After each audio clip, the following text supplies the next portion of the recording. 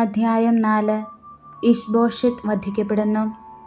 അബ്നേർ ഹെബ്രോണിൽ വച്ച് മരിച്ചെന്ന് കേട്ടപ്പോൾ സാവൂളിൻ്റെ മകൻ ഇശ്ബോശെത്ത് നഷ്ടധൈര്യനായി. ഇസ്രായേൽ മുഴുവൻ അമ്പരന്നു. സാവൂളിൻ്റെ മകന് 2 കൊള്ളത്തലവന്മാരുണ്ടായിരുന്നു, ബനായും രേഖാബും. ബറോത്തിൽ നിന്നുള്ള ബെഞ്ചമിൻ ഗോത്രക്കാരനായ റിമ്മോൻ്റെ പുത്രന്മാരായിരുന്നു ഇവർ. ബറോത്ത് ബെഞ്ചമിൻ്റെ ഭാഗമായി കരുതപ്പെടുന്നു. ബറോത്യർ ഗിത്തായിമിലേക്ക് ഓടിപ്പോയി ഇന്നുവരെ അവിടെ പരദേശികളായി വസിക്കുന്നു. സാവൂളിൻ്റെ മകൻ ജോനാഥന് മുടന്തനായി തീർന്ന ഒരു മകനുണ്ടായിരുന്നു. സാവൂളിനെയും ജോനാഥനെയും കുറിച്ചുള്ള വാർത്ത ജസ്രയേലിൽ നിന്നെത്തുമ്പോൾ അവന് 5 വയസ്സുണ്ടായിരുന്നു. അവൻ്റെ വളർത്തമ്മ അവനെയും എടുത്തുകൊണ്ടോടി. അവൾ തിടുക്കത്തിൽ ഓടവേ അവൻ വീണ് ഇരുകാലിലും മുടന്തുണ്ടായി. മെഫീബോശെത്ത് എന്നായിരുന്നു അവൻ്റെ പേര്. ബറോത്യനായ റിമ്മോൻ്റെ പുത്രന്മാരായ രേഖാബും ബനായും ഇശ്ബോശെത്തിൻ്റെ അടുക്കലേക്ക് പുറപ്പെട്ടു. ഉച്ചയായപ്പോഴേക്കും അവർ അവൻ്റെ വീട്ടിലെത്തി. അവൻ വിശ്രമിക്കുകയായിരുന്നു. വാതിക്കൽ ഗോതമ്പ് പാറ്റിക്കൊണ്ടിരുന്ന സ്ത്രീ മയക്കം പിടിച്ച് ഉറങ്ങിപ്പോയതുകൊണ്ട് രേഖാബും സഹോദരൻ ബാനായും വീടിനുള്ളിലേക്ക് പതുങ്ങിക്കടന്നു. അവർ വീടിനുള്ളിൽ പ്രവേശിക്കുമ്പോൾ ഇശ്ബോശെത്ത് ഉറക്കറയിൽ കിടക്കുകയായിരുന്നു.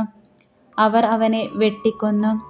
മുറിച്ചെടുത്ത തലയുമായി അവർ രാത്രി മുഴുവൻ അരാബായിലൂടെ യാത്ര ചെയ്തു. അവർ ഇശ്ബോശെത്തിൻ്റെ തല ഹെബ്രോണിൽ ദാവീദിൻ്റെ മുൻപിൽ കൊണ്ടുവന്ന് രാജാവിനോട് പറഞ്ഞു, നിന്നെ വധിക്കാൻ ശ്രമിച്ച നിന്റെ ശത്രുവായ സാവൂളിൻ്റെ മകൻ ഇശ്ബോശെത്തിൻ്റെ തല ഇതാ.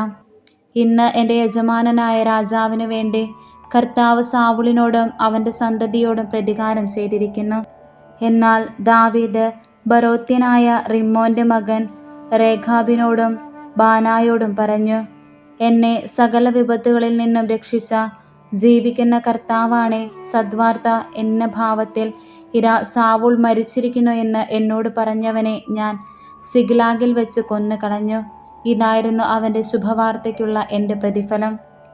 സ്വഭവനത്തിൽ ഉറങ്ങിക്കിടന്ന ഒരു നീതിമാനെ കൊന്നുകളഞ്ഞ ദുഷ്ടന്മാരോട് ഞാൻ എത്രയധികം പ്രതികാരം ചെയ്യുകയില്ല. അവൻ്റെ രക്തത്തിന് ഞാൻ പകരം വീട്ടി നിങ്ങളെ ഭൂമുഖത്തു നിന്ന് തുടച്ചു കളയാതിരിക്കുമോ? ദാവീദ് തൻ്റെ സേവകരോട് കൽപ്പിച്ചു. അവർ അവരെ കൊന്ന് കൈകാലുകൾ മുറിച്ചെടുത്ത് ഹെബ്രോണിലെ കുളത്തിനരികെ അവരെ തൂക്കി. എന്നാൽ ഇശ്ബോശെത്തിൻ്റെ തല അവർ ഹെബ്രോണിൽ അബ്നോറിൻ്റെ കല്ലറയിൽ അടക്കം ചെയ്തു. അധ്യായം 5. ദാവീദ് ഇസ്രായേൽ മുഴുവൻ്റെയും രാജാവ്. ഇസ്രായേൽ ഗോത്രങ്ങൾ ഹെബ്രോണിൽ ദാവീദിൻ്റെ അടുത്ത് വന്ന് പറഞ്ഞു, ഞങ്ങൾ നിന്റെ അസ്ഥിയും മാംസവുമാണ്. സാവൂൾ ഞങ്ങളുടെ രാജാവായിരുന്നപ്പോൾ പോലും നീയത്രേ ഇസ്രായേലിനെ നയിച്ചത്. എൻ്റെ ജനമായ ഇസ്രായേലിന് നീ ഇടയനും അധിപനുമായിരിക്കുമെന്ന് കർത്താവ് അരുളി ചെയ്തിട്ടുണ്ടല്ലോ. ഇസ്രായേലിലെ ശ്രേഷ്ഠന്മാർ ഹെബ്രോണിൽ രാജാവിൻ്റെ അടുത്ത് വന്നു. ദാവീദ് രാജാവ് അവിടെ വെച്ച് കർത്താവിൻ്റെ സന്നിധിയിൽ അവരുമായി ഉടമ്പടി ചെയ്തു. ഇസ്രായേലിൻ്റെ രാജാവായി ദാവീദിനെ അവർ അഭിഷേകം ചെയ്തു. ഭരണമേൽക്കുമ്പോൾ ദാവീദിന് 30 വയസ്സായിരുന്നു. അവൻ 40 വർഷം ഭരിച്ചു. ഹെബ്രോണിൽ യൂദയായെ 7 വർഷവും 6 മാസവും അവൻ ഭരിച്ചു. ജെറുസലേമിൽ ഇസ്രായേലിനെയും യൂദയായെയും 33 വർഷവും. രാജാവും സൈന്യവും ജെറുസലേമിലേക്ക് ജബൂസ്യർക്കെതിരെ പുറപ്പെട്ടു. ദാവീദ് ഇവിടെ കടക്കാൻ കഴിയില്ല എന്ന് വിചാരിച്ച് അവർ അവനോട് പറഞ്ഞു, നിനക്കിവിടെ കടക്കാനാവില്ല. നിന്നെ തടയാൻ കുരുടരും മുടന്തനും മതി. ദാവീദ് സിയോൻ കോട്ട പിടിച്ചടക്കുക തന്നെ ചെയ്തു. ദാവീദിൻ്റെ നഗരമെന്ന് അത് അറിയപ്പെടുന്നു. അന്ന് ദാവീദ് പറഞ്ഞു, ജബൂസിരെ കൊല്ലാൻ ആഗ്രഹിക്കുന്നവർ നീർപ്പാത്തിയിൽ കൂടെ കടന്നു ചെല്ലട്ടെ. ദാവീദ് വിറക്കുന്ന മുടന്തരെയും കുരുടരെയും ആക്രമിക്കട്ടെ. അങ്ങനെ കുരുടരും മുടന്തരും ആലയത്തിൽ പ്രവേശിക്കരുത് എന്ന ചൊല്ലുണ്ടായി. ദാവീദ് കോട്ടയിൽ താമസമാക്കി. അതിന് ദാവീദിൻ്റെ നഗരം എന്ന് പേരിട്ടു.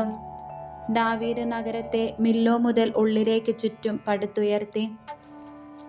ദാവീദ് മേൽക്കുമേൽ പ്രാബല്യം നേടി. സൈന്യങ്ങളുടെ ദൈവമായ കർത്താവ് അവനോട് കൂടെ ഉണ്ടായിരുന്നു. ടൈർ രാജാവായ ഹീരാം ദാവീദിന്റെ അടുക്കലേക്ക് ദൂതന്മാരെ അയച്ചു.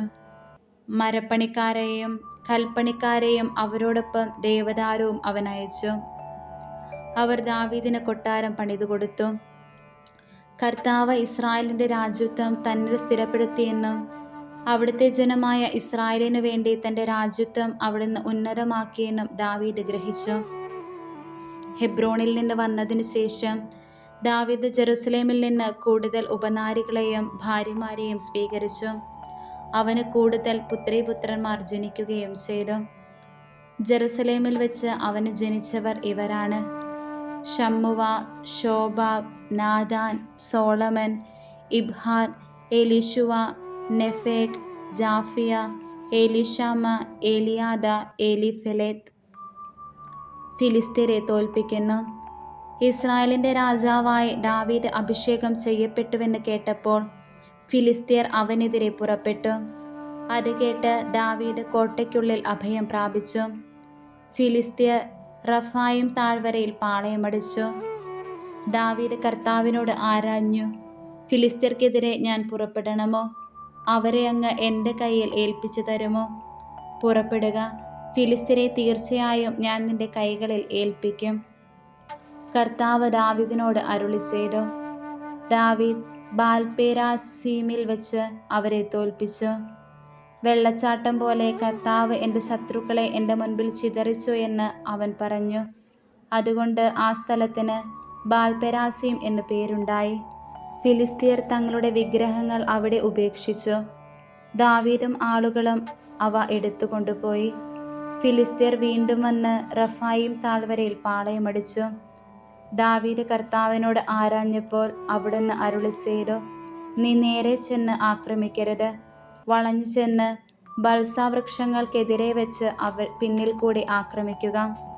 ബൽസാവൃക്ഷങ്ങൾക്ക് മുകളിൽ അണിനീങ്ങുന്ന ശബ്ദം കേൾക്കുമ്പോൾ കടന്നാക്രമിക്കുക. ഫിലിസ്ത്യ സൈന്യത്തെ തകർത്ത് കളയാൻ കർത്താവ് കൽപ്പിച്ചതുപോലെ ദാവീദ് ചെയ്തു. ഗേബ മുതൽ ഗേസർ വരെ ഫിലിസ്ത്യരെ തുരത്തി. അധ്യായം 6. കർത്താവിൻ്റെ പേടകം. ദാവീദ് വീണ്ടും ഇസ്രായേലിലെ സമർത്ഥരായ 30,000 യോദ്ധാക്കളെ ഒരുമിച്ച് കൂട്ടി. അവൻ അവരോടൊപ്പമുള്ള സകല ജനത്തോടും കൂടെ കെരൂബുകൾക്കിടയിൽ സിംഹാസനസ്ഥനായിരിക്കുന്ന സൈന്യങ്ങളുടെ കർത്താവിൻ്റെ നാമം ധരിക്കുന്ന ദൈവത്തിൻ്റെ പേടകം ബാലയൂദയായിൽ നിന്ന് കൊണ്ടുവരുന്നതിന് പുറപ്പെട്ടു. അവർ ദൈവത്തിൻ്റെ പേടകം ഒരു പുതിയ കാളവണ്ടിയിൽ കയറ്റി മലയിലുള്ള അബിനാദാവിൻ്റെ വീട്ടിൽ നിന്ന് കൊണ്ടുവന്നു. അബിനാദാവിൻ്റെ പുത്രന്മാരായ ഉസ്സയായും അഹിയോയും ആണ് ദൈവത്തിൻ്റെ പേടകമിരുന്ന വണ്ടി തെളിച്ചത്. അഹിയോ പേടകത്തിന് മുൻപേ നടന്നു. ദാവീദും ഇസ്രായേൽ ഭവനവും സന്തോഷത്തോടും സർവശക്തിയോടും കൂടെ കിന്നരം, വീണ, ചെണ്ട, മുരജം, കൈത്താളം എന്നിവ ഉപയോഗിച്ച് കർത്താവിൻ്റെ മുൻപിൽ പാട്ടുപാടി നൃത്തം ചെയ്തു. അവർ നാക്കോന്റെ മെതിക്കളത്തിലെത്തിയപ്പോൾ കാള വിരുണ്ടതുകൊണ്ട് ഉസ്സ കൈനീട്ടി ദൈവത്തിൻ്റെ പേടകത്തെ പിടിച്ചു. കർത്താവിൻ്റെ കോപം ഉസ്സായ്ക്കെതിരെ ജ്വലിച്ചു. അനാദരമായി ദൈവത്തിന് പേരെ കൈനീട്ടിയതുകൊണ്ട് ദൈവം അവനെ കൊന്നുകളഞ്ഞു. അവൻ ദൈവത്തിൻ്റെ പേടകത്തിനരികെ മരിച്ചു വീണു. കർത്താവ് ക്രൂരനായി ഉസ്സായെ കൊന്നതു നിമിത്തം ദാവീദ് കോപിച്ചു. ആ സ്ഥലത്തിന് ഇന്നുവരെ പേരസ് ഉസ്സ എന്ന പേർ വിളിക്കുന്നു. അന്ന് ദാവീദിന് കർത്താവിനോട് ഭയം തോന്നി. കർത്താവിൻ്റെ പേടകം എൻ്റെ അടുത്ത് കൊണ്ടുവന്നാൽ എന്തു സംഭവിക്കുമെന്ന് അവൻ ചിന്തിച്ചു. പേടകം ദാവീദിൻ്റെ നഗരത്തിലേക്ക് കൊണ്ടുവരാൻ അവന് മനസ്സ് വന്നില്ല. ദാവീദ് അത് ഹിത്യനായ ഓബദ് ഏദോമിൻ്റെ വീട്ടിൽ സ്ഥാപിച്ചു. കർത്താവിൻ്റെ പേടകം അവിടെ 3 മാസം ഇരുന്നു. കർത്താവ് ഓബദ് ഏദോമിനെയും കുടുംബത്തെയും അനുഗ്രഹിച്ചു. ദൈവത്തിൻ്റെ പേടകം നിമിത്തം കർത്താവ് ഓബദ് ഏദോമിൻ്റെ കുടുംബത്തെയും അവനുള്ള സകലത്തെയും അനുഗ്രഹിച്ചു എന്ന് ദാവീദ് അറിഞ്ഞു. അതുകൊണ്ട് ദാവീദ് ദൈവത്തിൻ്റെ പേടകം അവിടെ നിന്ന് ദാവീദിൻ്റെ നഗരത്തിലേക്ക് സന്തോഷപൂർവ്വം കൊണ്ടുവന്നു. കർത്താവിൻ്റെ പേടകം വഹിച്ചിരുന്നവർ 6 ചുവട് നടന്നപ്പോൾ അവൻ ഒരു കാളയെയും തടിച്ച കിടാവിനെയും ബലി കഴിച്ചു. ദാവീദ് കർത്താവിൻ്റെ മുൻപാകെ സർവശക്തിയോടും കൂടെ നൃത്തം ചെയ്തു. ചണനൂൽ കൊണ്ടുള്ള ഒരു അരക്കച്ച മാത്രമേ അവൻ ധരിച്ചിരുന്നുള്ളൂ. അങ്ങനെ ദാവീദും ഇസ്രായേൽ ഭവനവും ആർപ്പ് വിളിച്ചും കാഹളം മുഴക്കിയും കർത്താവിൻ്റെ പേടകം കൊണ്ടുവന്നു. കർത്താവിൻ്റെ പേടകം ദാവീദിൻ്റെ നഗരത്തിലേക്ക് പ്രവേശിക്കുമ്പോൾ സാവൂളിൻ്റെ മകൾ മിഖാൽ ജനലിൽ കൂടെ നോക്കി. ദാവീദ് രാജാവ് കർത്താവിൻ്റെ മുൻപിൽ തുള്ളിച്ചാടി നൃത്തം വയ്ക്കുന്നത് കണ്ടു. അവൾക്ക് നിന്ന തോന്നി. അവർ കർത്താവിൻ്റെ പേടകം കൊണ്ടുവന്ന് ദാവീദ് പ്രത്യേകം നിർമ്മിച്ചിരുന്ന കൂടാരത്തിനുള്ളിൽ അതിൻ്റെ സ്ഥാനത്ത് പ്രതിഷ്ഠിച്ചു. ദാവീദ് കർത്താവിൻ്റെ മുൻപിൽ ദഹനബലികളും സമാധാന ബലികളും അർപ്പിച്ചു. അർപ്പണം കഴിഞ്ഞപ്പോൾ ദാവീദ് സൈന്യങ്ങളുടെ കർത്താവിൻ്റെ നാമത്തിൽ ജനങ്ങളെ അനുഗ്രഹിച്ചു. സ്ത്രീ പുരുഷ ഭേദമന്യേ ഇസ്രായേൽ സമൂഹത്തിന് മുഴുവൻ ആളൊന്നിന് ഒരപ്പവും ഒരു കഷണം മാംസവും ഒരു മുന്തിരിയടയും വീതം വിതരണം ചെയ്തു. പിന്നെ ജനം വീട്ടിലേക്ക് മടങ്ങി. തൻ്റെ കുടുംബത്തെ അനുഗ്രഹിക്കാൻ ദാവീദ് മടങ്ങിച്ചെന്നു. സാവൂളിൻ്റെ മകൾ മിഖാൽ ഇറങ്ങി വന്ന് അവനോട് പറഞ്ഞു, ഇസ്രായേലിലെ രാജാവ് ഇന്ന് തന്നെ എത്ര പ്രശസ്തനാക്കിയിരിക്കുന്നു. തൻ്റെ ദാസന്മാരുടെ സ്ത്രീകളുടെ മുൻപിൽ ആഭാസനെ പോലെ നിർലജ്ജം അവൻ നഗ്നത പ്രദർശിപ്പിച്ചില്ലേ? ദാവീദ് മിഖാലിനോട് പറഞ്ഞു, നിന്റെ പിതാവിനും കുടുംബത്തിനും മേൽ കർത്താവിൻ്റെ ജനമായ ഇസ്രായേലിനെ രാജാവായി നിയമിക്കുന്നതിന് എന്നെ തിരഞ്ഞെടുത്ത കർത്താവിൻ്റെ മുൻപാകെയാണ് ഞാൻ നൃത്തം ചെയ്തത്. കർത്താവിൻ്റെ മുൻപിൽ ഞാൻ ആനന്ദ നൃത്തം ചെയ്യും. അതെ, കർത്താവിൻ്റെ മഹത്വത്തിന് ഞാൻ നിന്റെ മുൻപിൽ ഇതിൽ കൂടുതൽ ആക്ഷേപാർഹനും നിന്ദ്യനുമാകും. എന്നാൽ നീ പറഞ്ഞ ആ പെൺകുട്ടികൾ ഇതുനിമിത്തം എന്നെ ബഹുമാനിക്കും. സാവൂളിൻ്റെ പുത്രി മിഖാൽ മരണം വരെയും സന്താനരഹിതയായിരുന്നു. അധ്യായം 7. നാഥാന്റെ പ്രവചനം. രാജാവ് കൊട്ടാരത്തിൽ വസിക്കുകയും ചുറ്റുമുള്ള ശത്രുക്കളിൽ നിന്ന് കർത്താവ് അവന് സ്വസ്ഥത നൽകുകയും ചെയ്തു. അപ്പോൾ അവൻ നാഥാൻ പ്രവാചകനോട് പറഞ്ഞു, നോക്കൂ, ദേവദാരുകൊണ്ടുള്ള കൊട്ടാരത്തിൽ ഞാൻ വസിക്കുന്നു. ദൈവത്തിൻ്റെ പേടകമോ കൂടാരത്തിലിരിക്കുന്നു. നാഥാൻ പ്രതിവചിച്ചു, യുക്തം പോലെ ചെയ്തു കൊള്ളുക, കർത്താവ് നിന്നോട് കൂടെയുണ്ട്. എന്നാൽ ആ രാത്രി കർത്താവ് നാഥാനോട് അരുളി ചെയ്തു, എൻ്റെ ദാസനായ ദാവീദിനോട് പറയുക, കർത്താവ് അരുളി ചെയ്യുന്നു, എനിക്ക് വസിക്കാൻ നീ ആലയം പണിയുമോ? ഇസ്രായേൽ ജനത്തെ ഈജിപ്തിൽ നിന്ന് കൊണ്ടുവന്നതു മുതൽ ഇന്നുവരെ ഞാൻ ഒരാലയത്തിലും വസിച്ചിട്ടില്ല. കൂടാരത്തിൽ വസിച്ചുകൊണ്ട് ഞാനും സഞ്ചരിക്കുകയായിരുന്നു. ഇസ്രായേൽക്കാരോട് കൂടെ സഞ്ചരിക്കുന്നതിനിടയ്ക്ക് എവിടെ വെച്ചെങ്കിലും എൻ്റെ ജനമായ ഇസ്രായേലിനെ നയിക്കാൻ ഞാൻ നിയമിച്ച നേതാക്കന്മാരിൽ ആരോടെങ്കിലും നിങ്ങൾ എനിക്ക് ദേവദാരുകൊണ്ട് ഒരു ആലയം പണിയാത്തതെന്ത് എന്ന് ഞാൻ ചോദിച്ചിട്ടുണ്ടോ? അതുകൊണ്ട് നീ ഇപ്പോൾ എൻ്റെ ദാസനായ ദാവീദിനോട് പറയണം, സൈന്യങ്ങളുടെ കർത്താവ് അരുളി ചെയ്യുന്നു, ആട്ടിടയനായിരുന്ന നിന്നെ മേച്ചിൽ സ്ഥലത്തു നിന്നെടുത്ത് എൻ്റെ ജനമായ ഇസ്രായേലിന് അധിപനായി ഞാൻ നിയമിച്ചു. നീ പോയിടത്തെല്ലാം ഞാൻ നിന്നോട് കൂടെ ഉണ്ടായിരുന്നു. നിന്റെ മുൻപിൽ നിന്റെ ശത്രുക്കളെയെല്ലാം ഞാൻ നശിപ്പിച്ചു. ഭൂമിയിലുള്ള മഹാത്മാക്കളെ പോലെ നിന്നെ ഞാൻ മഹാനാക്കും. എൻ്റെ ജനമായ ഇസ്രായേലിന് ഞാൻ ഒരു സ്ഥലം കൽപ്പിച്ചു കൊടുക്കും. അവർ ഇനിയും സുരക്ഷിതരായി സ്വന്തം സ്ഥലത്ത് പാർക്കേണ്ടതിന് ഞാൻ അവരെ നട്ടുപിടിപ്പിക്കും. എൻ്റെ ജനമായ ഇസ്രായേലിന് ഞാൻ ന്യായാധിപന്മാരെ നിയമിച്ചാക്കുന്നതിന് മുൻപുള്ള കാലത്തെ പോലെ ദുഷ്ടന്മാർ അവരെ ഇനി പീഡിപ്പിക്കുകയില്ല. ശത്രുക്കളിൽ നിന്ന് നിനക്ക് ഞാൻ ശാന്തി നൽകും.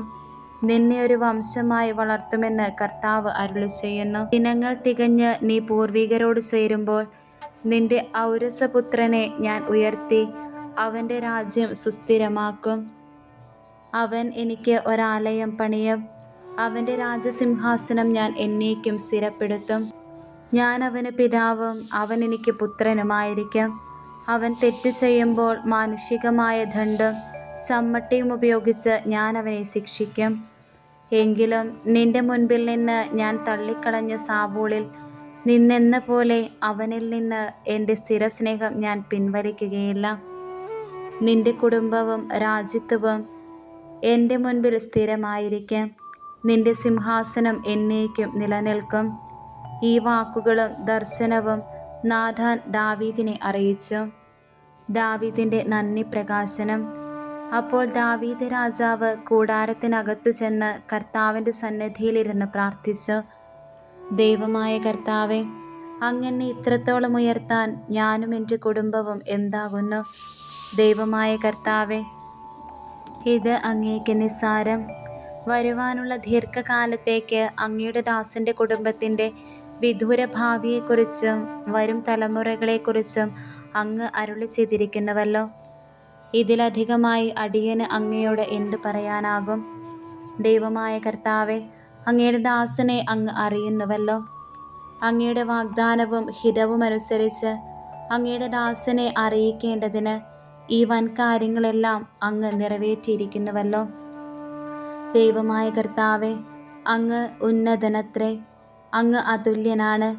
ഞങ്ങൾ കാതുകൊണ്ട് കേട്ടതനുസരിച്ച് അവിടുന്നല്ലാതെ വേറെ ദൈവമില്ല. അങ്ങയുടെ സ്വന്തം ജനമായിരിക്കേണ്ടതിന് അടിമത്തത്തിൽ നിന്ന് അങ്ങ് വീണ്ടെടുത്ത ഇസ്രായേലിനെ പോലെ മറ്റൊരു ജനമില്ല. അവർക്ക് വേണ്ടി അങ്ങ് നിർവഹിച്ച അത്ഭുതകരമായ മഹാകാര്യങ്ങൾ അങ്ങയുടെ കീർത്തി ലോകമെങ്ങും പരത്തിയിരിക്കുന്നു. അങ്ങയുടെ സ്വന്തം ജനമായിരിക്കേണ്ടതിന് ഈജിപ്തിൽ നിന്ന് അങ്ങ് സ്വതന്ത്രരാക്കിയ അവർ മുന്നേറിയപ്പോൾ മറ്റു ജനതകളെയും അവരുടെ ദേവന്മാരെയും അങ്ങ് ഓടിച്ചു കളഞ്ഞല്ലോ. ഇസ്രായേൽ എന്നേക്കും അങ്ങയുടെ ജനമായിരിക്കേണ്ടതിന് അവരെ അങ്ങ് സ്ഥിരപ്പെടുത്തി. കർത്താവെ, അങ്ങ് അവർക്ക് ദൈവമായി തീർന്നു. ദൈവമായ കർത്താവെ, അങ്ങയുടെ ദാസനോടും കുടുംബത്തോടും അരുളി ചെയ്തിരിക്കുന്ന വചനം എന്നേക്കും സ്ഥിരപ്പെടുത്തി അങ്ങയുടെ വാക്ക് നിവർത്തിക്കണമേ. അങ്ങയുടെ നാമം എന്നേക്കും മഹത്വപ്പെടട്ടെ. സർവശക്തനായ കർത്താവാണ് ഇസ്രായേലിൻ്റെ ദൈവമെന്ന് പ്രഘോഷിക്കപ്പെടട്ടെ. അങ്ങയുടെ ദാസനായ ദാവീദിൻ്റെ കുടുംബം അങ്ങയുടെ മുമ്പിൽ സുസ്ഥിരമാകട്ടെ. സർവശക്തനായ കർത്താവെ, ഇസ്രായേലിൻ്റെ ദൈവമേ, ഞാൻ നിന്റെ വംശം ഉറപ്പിക്കുമെന്ന് പറഞ്ഞ് അങ്ങയുടെ ദാസന് ഇത് വെളിപ്പെടുത്തിയിരിക്കുന്നുവല്ലോ. അതുകൊണ്ട് അങ്ങയോട് ഇങ്ങനെ പ്രാർത്ഥിക്കാൻ ഈ ദാസൻ ധൈര്യപ്പെട്ടിരിക്കുന്നു. ദൈവമായ കർത്താവെ, അങ്ങ് തന്നെ ദൈവം, അങ്ങയുടെ വചനം സത്യം. ഈ നല്ല കാര്യം അടിയനോട് അങ്ങ് വാഗ്ദാനം ചെയ്തിരിക്കുന്നുവല്ലോ. അടിയൻ്റെ കുടുംബം അങ്ങയുടെ മുൻപിൽ നിന്ന് ഒരിക്കലും മാറിപ്പോകാതിരിക്കേണ്ടതിന് അതിനെ അനുഗ്രഹിക്കാൻ തിരുവുള്ളമാകണമേ. ദൈവമായ കർത്താവെ, അങ്ങ് വാഗ്ദാനം ചെയ്തിരിക്കുന്നു. അവിടുത്തെ അനുഗ്രഹത്താൽ അടിയൻ്റെ കുടുംബം എന്നേക്കും അനുഗ്രഹീതമാകും.